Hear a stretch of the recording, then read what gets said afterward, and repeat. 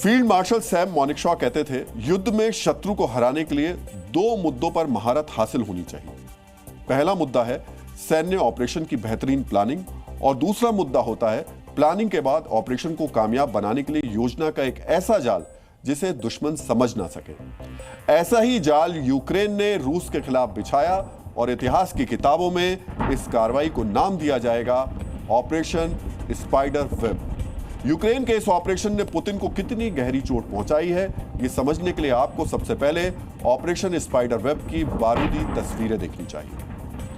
आपने TV screen पर आप जो तस्वीरें देख रहे हैं, ये रूस के दो बड़े हवाई अड्डों की हैं, जहां रूसी एयरफोर्स के तुपोलेव बम वर्षकों की धज्जियां उड़ा दी। वीडियो में आपको साफ साफ नजर आएगा कैसे छोटे छोटे ड्रोन गिर रहे हैं और रूस के बड़े बड़े बम वर्षकों में आग लग रही है। और यह हमला रूस यूक्रेन बॉर्डर पर नहीं हुआ, बल्कि रूसी सरजमी के हजारों मील अंदर किया गया।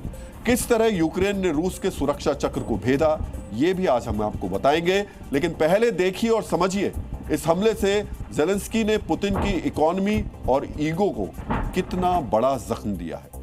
यूक्रेन ने इन हमलों के लिए FPV ड्रोन्स का इस्तेमाल किया, जबकि हमले का टारगेट थे रूस के तुपोलेव 95 बॉम्बर। एक छोटे FPV ड्रोन की कीमत तकरीबन 1 लाख से लेकर 1.25 लाख रुपए के बीच पड़ती है, जबकि एक तुपोलेव बॉम्बर की कीमत तकरीबन 220 करोड़ रुपए है।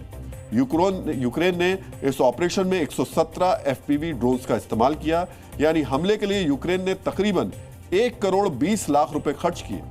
रूस ने खुद कबूला है कि उसके 7 बमवर्षक तबाह हो गए, यानी रूस को 1540 करोड़ रुपए का नुकसान हुआ। इसी साल फरवरी के महीने में पुतिन ने कहा था कि रूस के तुपोलेव बमवर्षक यूरोप तक को निशाना बना सकते हैं, लेकिन 3 महीनों के अंदर यूक्रेन के इस सैन्य ऑपरेशन ने तुपोलेव पर पुतिन के घमंड को चकनाचूर कर दिया। सिर्फ पुतिन का गुरूर ही नहीं टूटा, बल्कि यूक्रेन की ड्रोन कार्रवाई ने रूसी फौज और इंटेलिजेंस की क्षमताओं पर भी सवालिया निशान खड़े कर दिए। हम ऐसा क्यों कह रहे हैं, यह आपको इस हमले की रेंज यानी दूरी से पता चल जाएगा, जिसे समझने के लिए आपको यूक्रेन और रूस के नक्शे की लकीरें देखनी होंगी। यूक्रेन ने रूस के 4 बड़े एयरबेस पर ड्रोन से अटैक किया, जिसमें पहला था ओलेनिया एयरबेस, जो यूक्रेन की सीमा से 1800 किलोमीटर दूर स्थित है। दूसरा इवानोवो एयरबेस, यूक्रेन की सीमा से इस टारगेट की दूरी 1000 किलोमीटर है। टारगेट किए गए तीसरे एयरबेस का नाम है डिगिलेव, जो यूक्रेनी बॉर्डर से 500 किलोमीटर दूर स्थित है। और चौथे एयरबेस का नाम है बेलाया, जो यूक्रेनी बॉर्डर से 4300 किलोमीटर दूर है। पिछले 3 सालों से चल रहे रूस यूक्रेन युद्ध में सैकड़ों मौकों पर ड्रोन्स का इस्तेमाल किया गया, लेकिन यह पहली बार था कोई ड्रोन 4000 किलोमीटर दूर तक चला गया।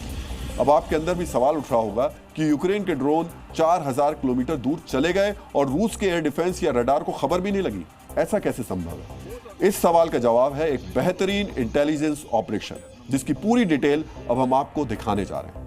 यूक्रेन की इंटेलिजेंस एजेंसी ने 1.5 साल पहले यह ऑपरेशन शुरू किया था। इस ऑपरेशन में पहले यूक्रेन से कुछ कंटेनर ट्रक चोरी किए गए, रूस के अंदर उनको घुसाया गया।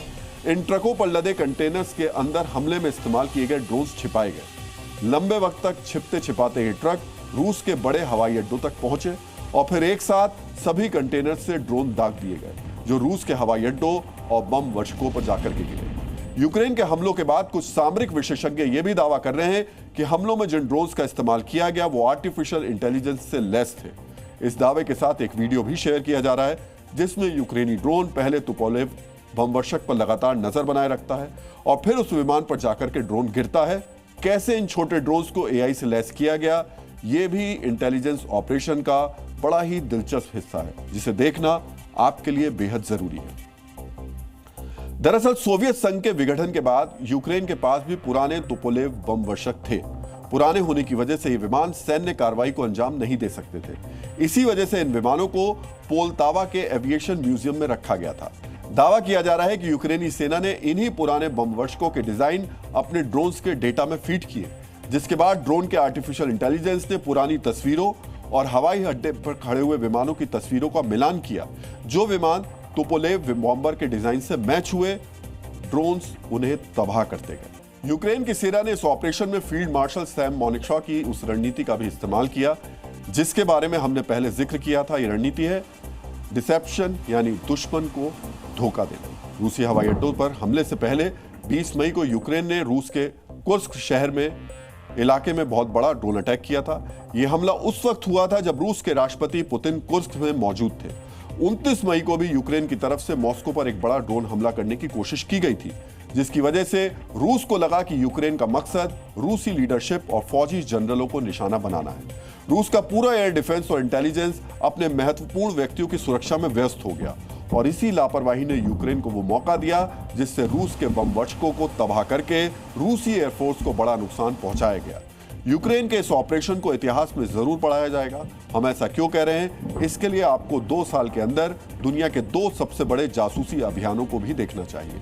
यूक्रेनी इंटेलिजेंस का यह ड्रोन ऑपरेशन बहुत हद तक इजराइल के उस पेजर ऑपरेशन जैसा है जिसे इजराइल ने हिजबुल्लाह के खिलाफ इस्तेमाल किया। अगर आप गौर से देखेंगे तो आपको दोनों ऑपरेशंस की समानताएं साफ साफ नजर आएंगी। इजराइल ने 5 साल पहले वो कंपनी बनाई थी जिसने पेजर के अंदर विस्फोटक लगाए थे।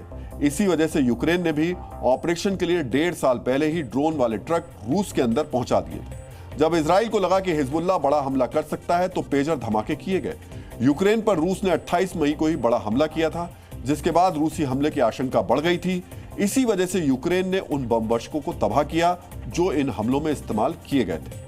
ज़ेलेंस्की ने ऑपरेशन स्पाइडर वेब को बड़ी कामयाबी करार दिया है, लेकिन एक सच ये भी है, रूसी बम वर्षकों पर हमला होने से रूस और यूक्रेन के बीच किसी किस्म की शांति वार्ता की संभावनाएं लगभग खत्म हो चुकी हैं।